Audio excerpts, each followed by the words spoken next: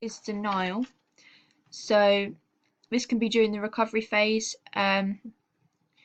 because you're trying to, you're still trying to get to grips with what's happened, and you're still trying to dismiss it off. So, if you're having a physiotherapy session, you're trying to dismiss the expert's advice so you can get back to playing quickly, because obviously it's your defense mechanism, because you don't want to be out for ages and ages and not playing sport at all. And it can also, again, be during immediately after injury. So there's anger as well. So that can be the time of the injury and upon reflection, because in the 5 stages of grief, that's when you really feel the anger and frustration you're aiming at particular people. Anxiety, you can probably get a bit anxious before the diagnosis because you don't know the severity of the injury, and also at the initial time, because you don't know what's happened to you, you don't know how serious it is, you don't know if you're going to be out for ages or if it's just going to be a little, a month recovery time, you don't know how serious it is, or at the end of treatment, because you don't know how well the treatment might have worked, so you don't know how well, or whether for example, your ligament is strong enough to get back to playing again. So it could be before your first training session as well. Confidence loss or self-esteem as well. It could be your first training session back, because you're not the same level of fitness as you were because you've been off for several months, and not really active apart from the odd strength and conditioning session. So you're probably a bit isolated as well, because from the sense that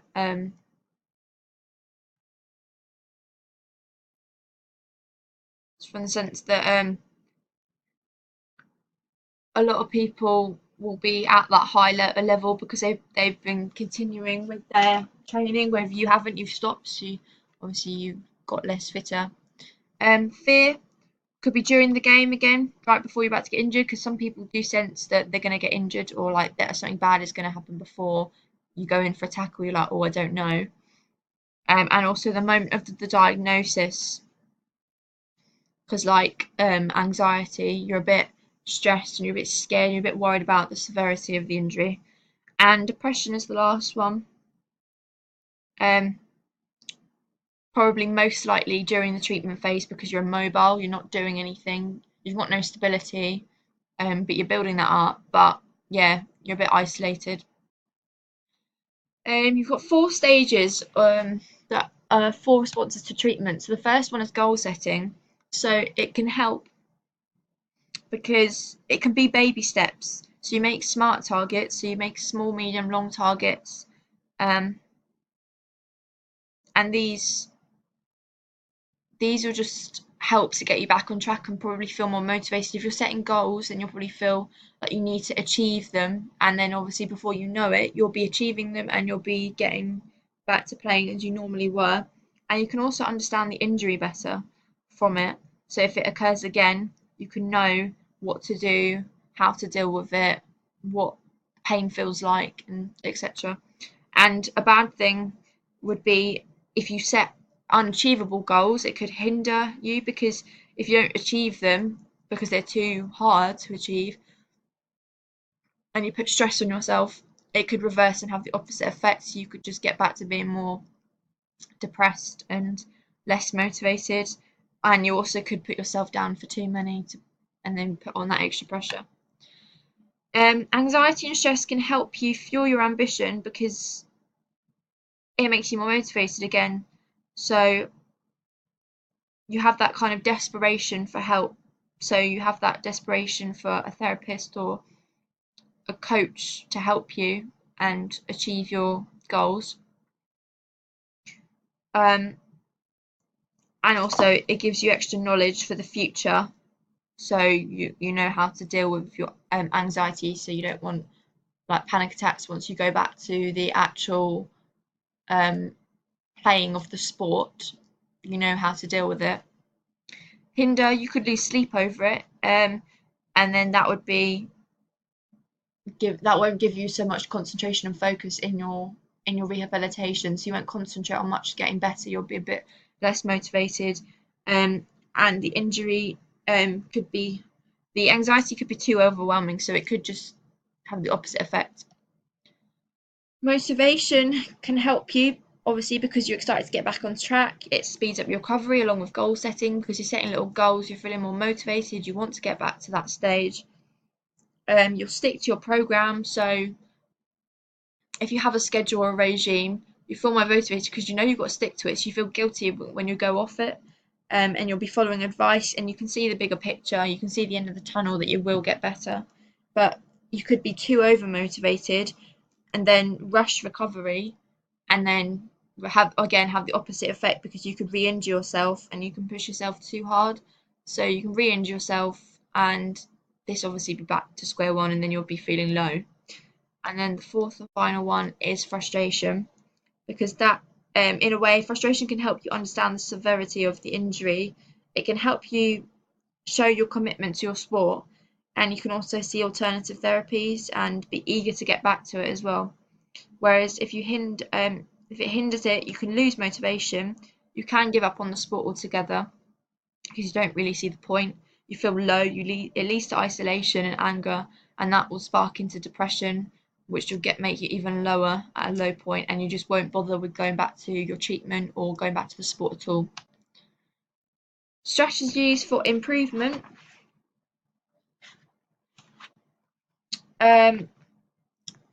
First one, stress relaxation, music. You can get involved in the sport, or stay in your sport. Diary or journal, or an imagery and self-talk. So for stress and relaxation, you can use techniques like yoga, meditation, stress balls to relieve that stress and to help relax yourself. So yoga is more likely for relaxation, and stress ball or exercise, again, is for relaxation. And a stress ball, and you can do like grips, punch bags, like boxing. It just relieves that tension of your body. Music, you can play motivational playlists if you're training, or if you're cooking, or if you're warming up, or if you're on the pitch, like watching the rest of your teammates play. These can be little playlists for like emotional states, so you can get you real riled up and the adrenaline going on some playlists, and it can keep your familiarity and consistency within your sport. So this can be before or during your rehab training as well. Imagery and self-talk. So it's normally in a game, you're imagining yourself and giving yourself a little pep talk to keep yourself going and motivated, and you're mentally creating the environment. So you're strengthening your neurological pathways because you're imagining all the possibilities in a game that could present themselves, and you're building these, you're almost like crossing these bridges in your head before they even come, and you're reinforcing a positive mindset. Keeping a diary or journal allows you to express your feelings and thoughts and emotions, and you can use it when you feel low, or if you're motivated, because then you can look back on it on a time when you felt really motivated. If you're feeling low, you'll then remember how you got back into being motivated, or like what you achieved from being motivated. And it, as I said, it shows your progress and your journey, and you can show your stages. You can put your SMART targets in there. It's like your word bank to keep you active, keep your mind off the injury, and it reinforces the positive mindset, because you can add things like a daily to-do list. So like get up, do your stretches for a SMART target, things like that. And you can also stay involved in the sport, so you feel less isolated because you feel part of the team, and you're maintaining your normal life. So you don't feel like you've been cut out completely, and you don't feel like you're just not there. Like some people feel like if they get injured, they just won't be missed. You can do this by helping other players. You can do the coaching, or you can do like video analysis. You could do team talks, so you feel more valued. Training together when you're doing your rehabilitation, so you feel less out of it. So you're not going to like your own private gym or PT session. You're training with your old team, so you picking up the routine and consistency again. And then again, more motivation techniques. So you're doing things like video analysis and observation of matches for the other players to help them improve themselves. So I've got 2 case studies to go through. The first one is James McCarthy, as you can see on the screen on the right. He suffered a double leg break and he is a footballer. So the first psychological stages are, so during injury, so I've put them in rank order, because this is kind of just like the pattern that I think he would follow. So denial, for during the injury, because he's just had a heavy knock into his leg. At that stage, he doesn't really know what's going wrong, because it's his initial reaction, because he's trying to accept that he could be injured badly, so it's such a big shock to him. So that's why I chose denial. For anger, this would probably set in as he tries to aim his anger at an object, which probably would be the ball since he's a footballer, or towards the person that did it to him. He would grab it and throw it across the pitch, maybe, to get that kind of anger, or maybe like some people scream when they're angry, so he might scream, like the look on his face looks he's in pain, so he's screaming the anger. Fear, I think obviously he'd be quite fearful because he begins to think like of things, could it end his football career, the fear begins to arise in him, so it could be more serious than he thought and it could put him out of the season and for a long time. Would he ever recover? Things like that could be going through his mind. When would he be back on track? How severe? And then I think he'd be angry again, because as he comes to the realization that he could be, from the fear that he may be out for a while, it sets in again towards his manager, as he like maybe his manager's asking him to be taken to the hospital immediately. And then that's all happening as the paramedics run onto the pitch, maybe along with the first aiders. And because I think, like, if you're getting help, so like for this instance, the paramedics are running onto the pitch, he's kind of if the paramedics are there, he's kind of having to accept that something's wrong with him. So if he gets them off the pitch and he just yells at his manager to keep him on, he'll know that it's not really that serious. And then I think because he'll be bargaining next, because he's trying to bargain with the paramedics, like that he wants to continue playing. So he's trying to get the paramedics to give him strong pain relief so he can carry on, or put a strap on his leg, because he doesn't know how serious he knows it's his bone, you can probably tell it's his bone, but he doesn't know how serious it is. He's probably just like, oh, I'll probably dislodged it or something. And then I think he'd be quite frustrated because obviously the manager is immediately like saying, take him to hospital, because they're both saying absolutely not. So frustration rises. They're not agreeing with him, and his opinion's not being heard. He's not being heard of what he wants to do.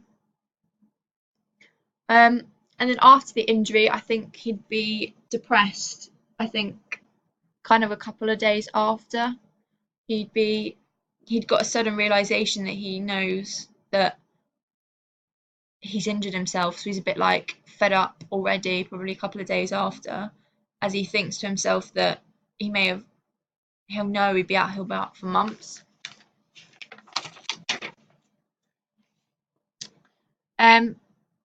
I think because he's angry, I think after the injury he'd be depressed, then he'd go into anger because he's still angry at himself for getting injured. Like, he's still frustrated and he knows he should have done something differently.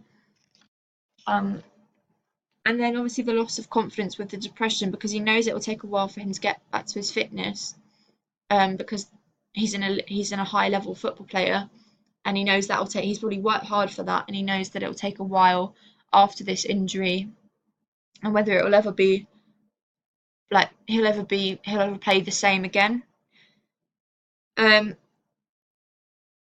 He might be anxious for pre-diagnosis after the injury at the hospital or something, because he doesn't know the severity of the injury, and then lack of motivation during the treatment phase, because again he's struggling to get back with his fitness level because he's not really sure whether he wants to do it anymore.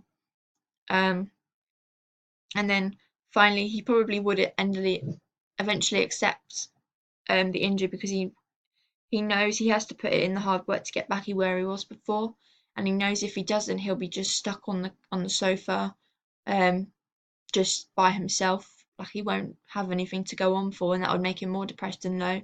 and it could end things.